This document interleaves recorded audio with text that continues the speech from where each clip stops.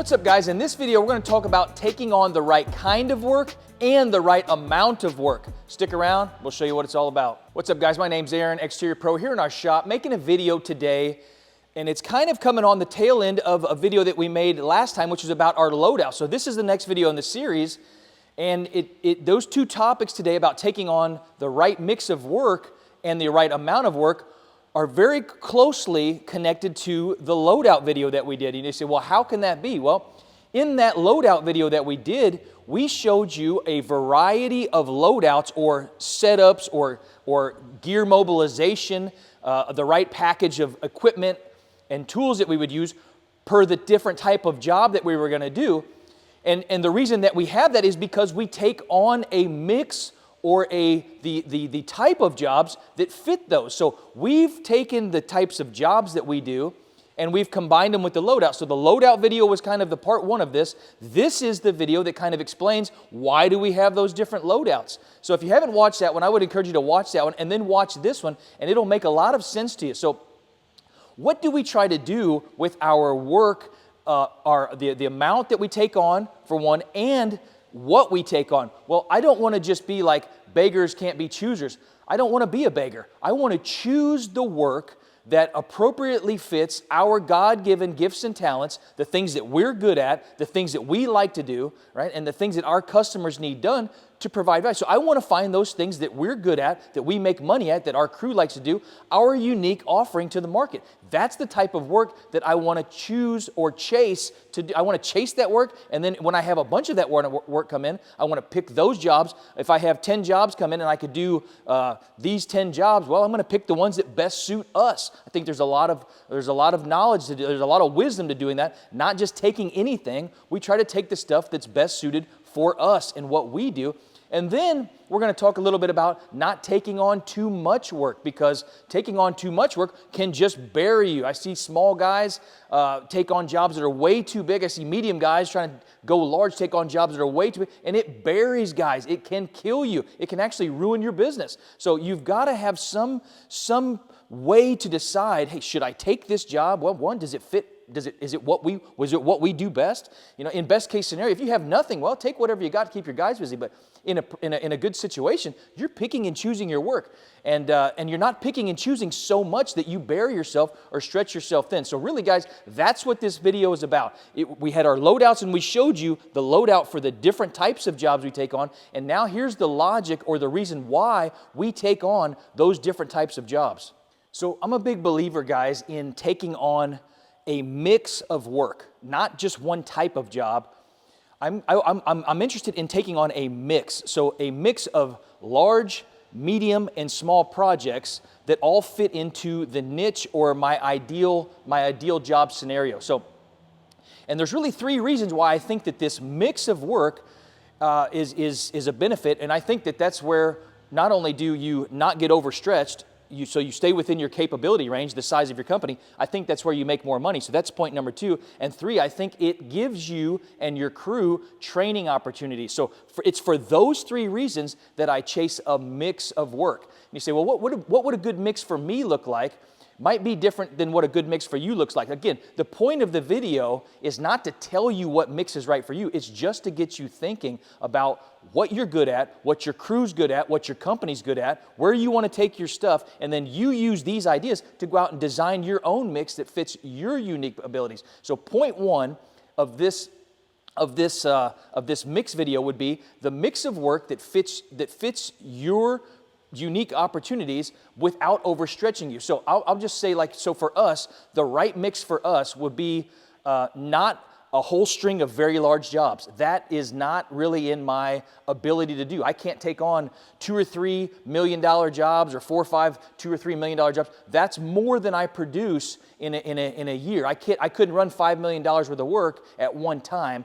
I don't have the capability. That's not what we were never set up for that. We're not a $20 million roofing company. If we were, we would have 20 or 30 guys and we'd be, but that's not where we're at. So ideally for us, I take on one large job at a time.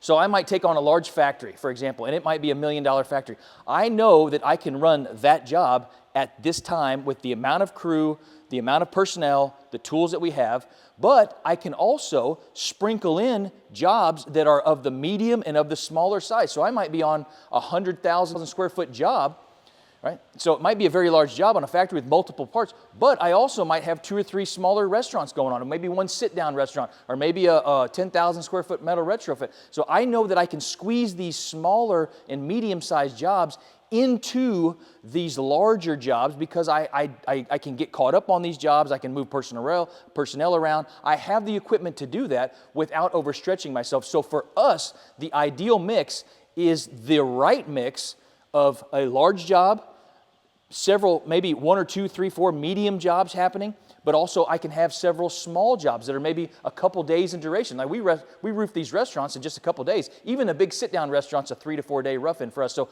I can easily shuffle people around and pick up a small. So for us, that's my ideal, right? And then repairs are just, you drop them in as they come about. Somebody has an emergency repair.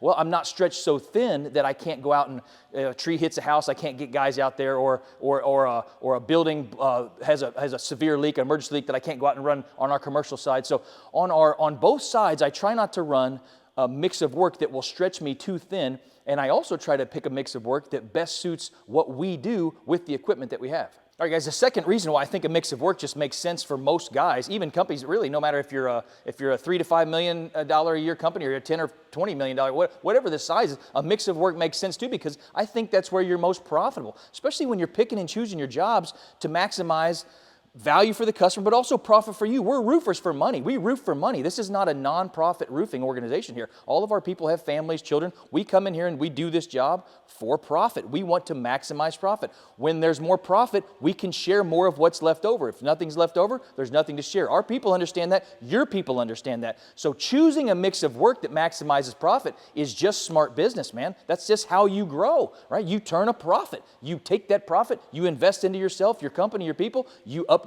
you get bigger, make more profit. You do a good job for your customer, the process repeats. So taking the right mix of work allows you to not get overstretched, but it also maximizes where you make profit. Man, a lot of these big jobs, you get over 100,000 square foot and you've got a couple percentage, 2, 3, 4, 5% waste factor, maybe up to 10% waste on some of these jobs. A lot of that wasted material goes right back to your shop, goes right back into your inventory. It's already been paid for once. A lot of these small jobs, like you might have rolls of membrane left over. You've got screws and plates left over. You've got adhesive left over. You've got term bar left over. You've got a lot of stuff left on these big jobs that a lot of times, several times in the year, we'll have enough material that's brand new, that's come off a job, that's already been paid for to pick up small jobs and repairs. So those little jobs, that's why I say the mix really matters, because there's a lot of profit in that. When the material's already, it's coming off extra, or you've gotten guys trained on these big jobs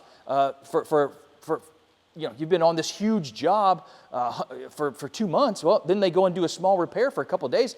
They crush those jobs, right? So their mindset changes, and you get faster even at the small jobs. So profitability is a big reason to not just take all of the same types of jobs. The other real reason that we do it, and it's a real reason, is we do a lot of restaurants, gas stations, commercial plazas, and then 1 or 2 big factories a year. And so all of those industries are not always hitting at the same time. So taking on a mix of work allows you to diversify your income stream. So if factory orders go down and dip, maybe your restaurant side or your small building size will pick up. So I like the mix so that if one industry goes down, I'm not just all my eggs in one basket. I'm like, so if these big tilt-up buildings, if that's what you're on, and then this tilt-up building boom stops in 5 years and you got 100 guys, what do you do with them? Right? I mean, so I like to have a mix of work so that if one area or one part of our business slows down, right, then we can shuffle guys around. We've not ground ourselves to a stop. Or if, for example, restaurant spending falls off, we're not just stuck because we've got manufacturing, we've got retail stores, we've got other things, we've got gas stations going everywhere. So the mix of work allows you to diversify, I think, and keep your income stream and your revenue stream into your company more stable. All right, guys, the last reason why I think a mix of work is very important to do, I think if you're going to try to grow your company, is because of the training opportunities that it offers you to be able to gift So, and I'm telling you that was a gift. That wasn't, you didn't hear that wrong. I heard that it was a gift. If you gift one of your employees an opportunity to take on a job, even if it's small, that's a gift. That opportunity is a gift. And so I don't take it lightly. When I land a small job and a guy, we've been training him, we're working with him, we've got hope for this guy that he's going to come up and he's going to be somebody, not just a laborer, but he wants to take responsibility. Those smaller jobs are perfect training grounds for those type of guys, right? That guy, if he's been faithful in the small, right, he'll be faithful in the bigger jobs. But if he's not faithful in the small, how could he be faithful in a big job? So I tell him, I'll say, that's straight out of the Bible. That's Luke 16:10. Like these guys, they might say, well, that's just a repair. Yeah, but you better run it right, and you better run it the way that it's supposed to be. Because if you can't run these small ones, how are you going to run these medium and large size jobs for me if you won't take the small ones serious? It's a great opportunity to give your guys chances to build their skill set. So I really like the small jobs for those reasons. And so the small jobs tend to have a lot less liability too. So let's say you're training the guy and he does make a mistake. Well, the liability for you as a company is lower. So it might be a repair, and so he might be going out on a service call to fix a leak, and maybe the next time it rains, it leaks again. Well, he didn't get it obviously, but that's a lot different than him having a huge leak on a re-roof project that ruined machinery or big expensive materials or inventory in a plant or a warehouse. That's a different, so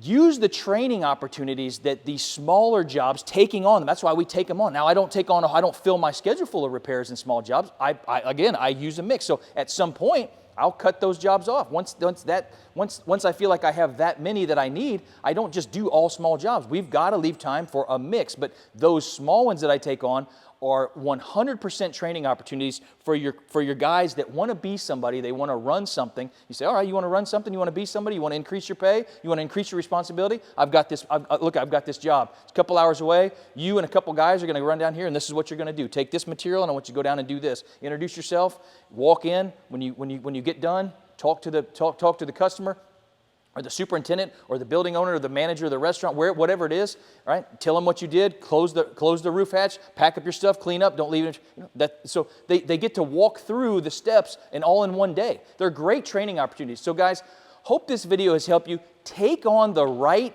type of work for your company, and don't take on too much work and stretch yourself too thin. How do you do that? Take on the right mix. The right mix for you will look like a variety of jobs, large, medium, and small jobs. Combine those guys. We'll see you on the next one.